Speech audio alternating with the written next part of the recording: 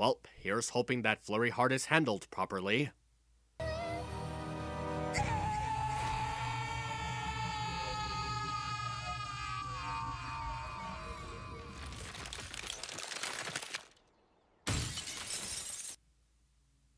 Okay, well maybe this is just a one-time...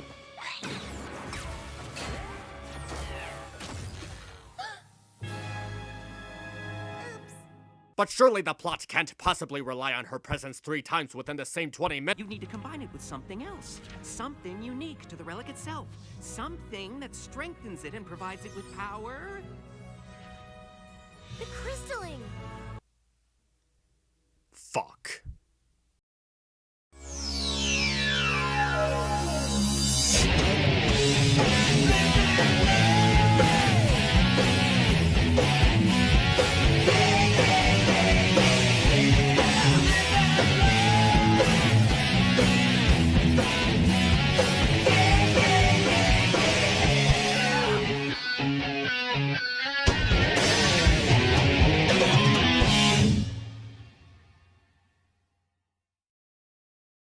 And so begins the long journey through Season 6. And it all starts at the Crystalling, an episode that introduces 2 new characters, Flurry Heart and Sunburst. So after much anticipation for this episode, for better or worse, it's time to see how it turned out. Was it good? Was it bad?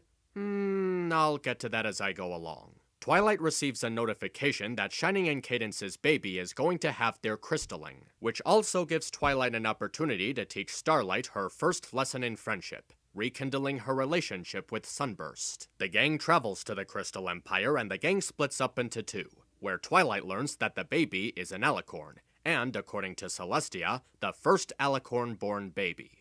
Boy, doesn't that raise a lot more questions. The crystalling is being set up when the baby Flurry Heart, unable to contain her magic, ends up destroying the crystal heart and its protective magic over the city. Now a snowstorm threatens the Empire as the gang races to figure out how to restore the heart's power while Starlight rekindles her relationship with Sunburst. I'll try to be fair and start with stuff that I like because frankly there are things to like about this episode. For starters, the main 6 and Spike seem to be in good form. None of them really outshine each other, getting the proper amount of screen time each, and even get some good humor across with their conversations. They don't really do anything all that important, which could be seen as an excuse to shoehorn all of them into the story together, but nonetheless they still have some good lines. My personal favorite would have to be Spike, who helps Starlight cope with her stress as she's about to reunite with Sunburst. Instead of just being a foil or a voice of reason to Starlight's anxiety, he actually tries to be helpful, giving advice and providing confidence to assist her.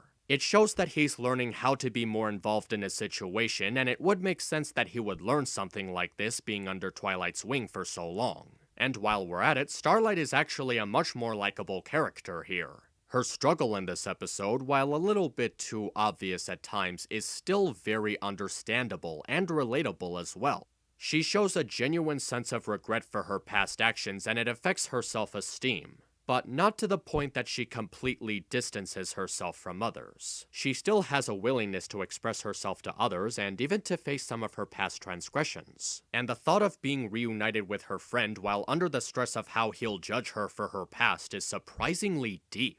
There's this one scene where her mind completely blocks out everything around her and she's overwhelmed with stress and is literally seconds away from breaking down in panic. Of course, that's just one idea. We could also go to Griffinstone. Making friends with a griffin is a challenge all by itself. Or we could tag along with the CMCs the next time they try to help a pony we can't figure out why they're special. Starlight? Is something wrong? That's actually some pretty effective stuff. Shining Armor is absolutely hilarious. After all the criticisms towards him just being a generic brother to Twilight, seeing him have all of these freakouts as an overly stressed father is the closest thing to a character he's ever had. These freakouts make for some very fitting expressions and a lot of fast-paced humor, but it also has some slower moments to show that being a parent can be very tiring. It all fits together well and it adds to his personality. The animation is, well, still good. There's a lot of detail in the environments and it's even shot well in several different angles, though I'm not quite sure if the animation has evolved in any way. None of it looks very different compared to Season 5, and a lot of it seems to look the same. I think the closest thing that we get to astounding is at the crystallizing near the end. We get to see bright colors and glowing reflections of light and shimmering glazes, which does give the episode visual appeal, if only so briefly. This is a very minor nitpick, but I'm not exactly sure how the animation of the Flash can be evolved any further. Maybe they could add some more fluidness to the character's movements, but at this time, I can't really think of anything else. Alright, now let's get into the not-so-good stuff about the episode. Firstly, the pacing can be very distracting at times. It's not that it's pasted too fast or too slowly, but what makes it distracting is how noticeable the transitions are. Like, the switching between different plot points becomes very obvious throughout, and even more so in the second half. I think what would have helped the pacing a lot more is if Sunburst was with Shining Armor at the time so that the characters wouldn't have to split up and they'd all be in one spot. The writing for the episode would have been altered in some way, but with this technique they wouldn't have to switch between plot points so much. The meeting between Starlight and Sunburst is really underwhelming. After seeing that so much of Starlight's character came from how she felt about her friend leaving her, I thought to myself that there should be a situation where she reunites with Sunburst. I appreciate that the writers went with this idea, but the way it's executed is very, very shallow. Think about how emotionally powerful this scene could have been. The two haven't seen each other in years, and Starlight was hurt about this most of all. Starlight begins to break down crying at the sight of him, and they both share a hug, and they start to talk about what it was like growing up without each other. This really would have been effective, and especially if they haven't seen each other for so long. Instead of all that, they just sit around not knowing what to talk about, which makes the situation very awkward. The point of this reunion was to establish empathy for Starlight by showing us how much Sunburst is supposed to mean to her, to the point that she'd be willing to take revenge against the world because he left her.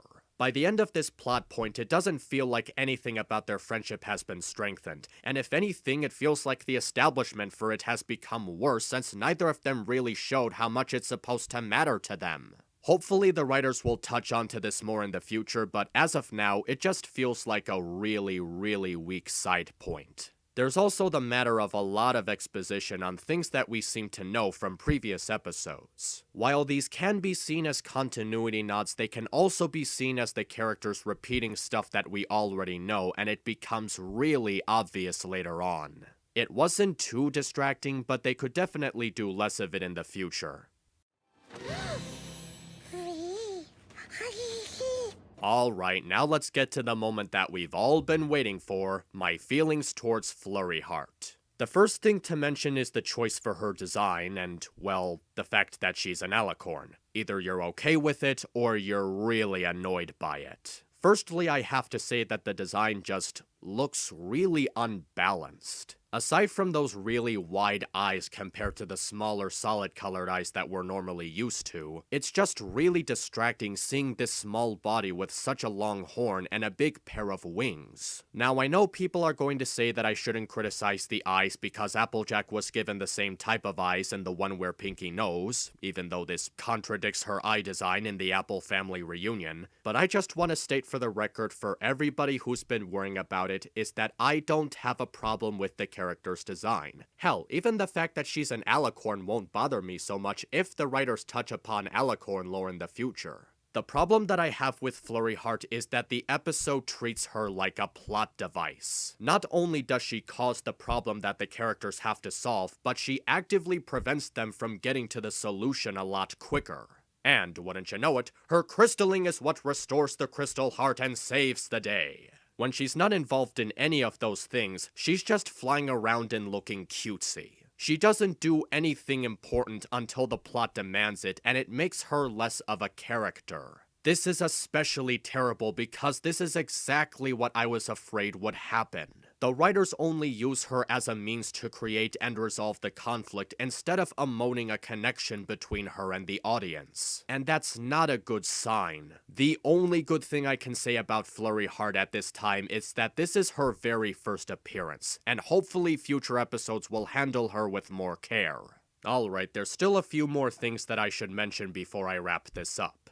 Firstly, the appearance of Twilight's parents at the end is a very nice touch. It makes sense that they would show up seeing as how they're grandparents now, but seeing that they got a speaking role is what really adds to them. And who knows, maybe that babysitting episode I mentioned in my wish list could be about them trying to take care of Flurry Heart. It would really strengthen the dynamic of Twilight's family if they did.